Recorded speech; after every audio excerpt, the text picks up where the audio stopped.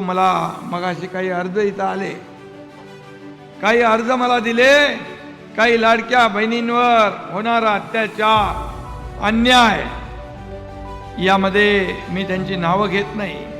तक्रार केली की खोटे गुन्हे दाखल होत आहेत, आम्हाला अन्याय होतोय, खोट्या तक्रारी देत आहेत, घाबरवत आहेत.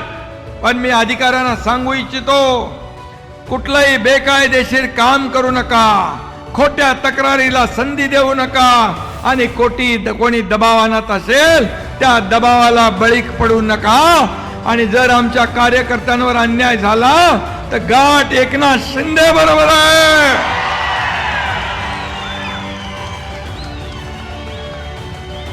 मग कोण काय काय करत होतं ते सगळं मला माहित आहे, कोणी काय काय केलंय तेही मला माहित आहे.